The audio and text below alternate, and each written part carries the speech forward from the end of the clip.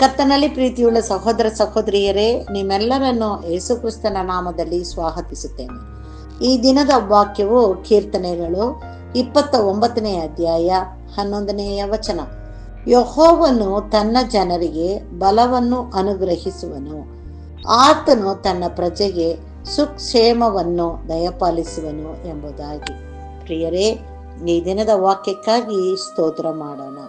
ಯೆಹೋವನು ತನ್ನ ಜನರಾದ ನಮಗೆ ಬಲವನ್ನು ಅನುಗ್ರಹಿಸುತ್ತಾನೆ ಮತ್ತು ನಮಗೆ ಸುಕ್ಷೇಮವನ್ನು ದಯಪಾಲಿಸುತ್ತೇನೆ ಎಂದು ಹೇಳಿದ್ದಾನೆ. ಹೌದು ಪ್ರಿಯರೇ, ನಾವು ಆತನ ಮಕ್ಕಳು. ನಾವು ಯಾವಾಗಲೂ ಬಲದಿಂದಲೂ ಸುಕ್ಷೇಮದಿಂದಲೂ ಇರಲು ನಾವು ಆತನಿಗೆ ನಮ್ಮನ್ನು ಸಮರ್ಪಿಸಬೇಕು. ಆಗ ಆತನು ನಮ್ಮನ್ನು ತನ್ನ ಮಕ್ಕಳಾಗಿ ಸ್ವೀಕರಿಸಿ ನಮ್ಮನ್ನು ಆತನ ರೆಕ್ಕೆಯ ಮಳೆಯೊಳಗೆ ಇಟ್ಟು ನಮ್ಮನ್ನು ಕಾಯ್ದು ಕಾಪಾಡುತ್ತಾನೆ. ಆತನ ಕೃಪೆ, ಕನಿಕರ, ಪ್ರೀತಿ, ದಯೆಯಿಂದ ನಾವು ಪ್ರತಿ ದಿನದಲ್ಲೂ ಕೂಡ ಜೀವಿಸಲಿಕ್ಕಾಗುವಂತೆ ಆತನೇ ನಮ್ಮನ್ನು ಆಶೀರ್ವದಿಸಿ ನಡೆಸುತ್ತಾನೆ ಎಂಬುದಾಗಿ ಆತನಲ್ಲಿ ನಾವು ಪ್ರಾರ್ಥಿಸೋಣ. ನಮ್ಮನ್ನು ಬಾಳವಾಗಿ ಪ್ರೀತಿಸುವಂತ ನಮ್ಮ ತಂದೆಯಾದ ದೇವರೇ, ಈ ದಿನಕ್ಕಾಗಿ ನಿನಗೆ ಸ್ತೋತ್ರ ಕರ್ತನೆ. ಹೌದಪ್ಪ, ನಮ್ಮ ಆಯುಷ್ಯ ದಿನದಲ್ಲಿ ಒಂದು ದಿನವನ್ನು ಹೆಚ್ಚು ಮಾಡಿ ಕೊಟ್ಟಿದ್ದಕ್ಕಾಗಿ ನಿನಗೆ ಸ್ತೋತ್ರ ಕರ್ತನೆ.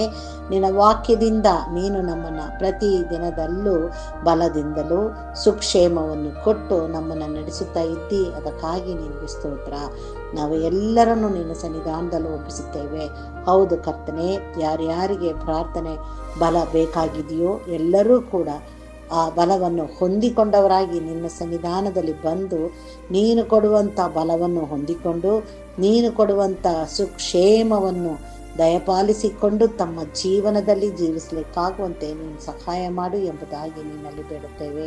ರಕ್ಷಕ, ಕೊಟ್ಟಂಥ ಈ ವಾಕ್ಯಕ್ಕಾಗಿ ನಿನಗೆ ಸ್ತೋತ್ರ.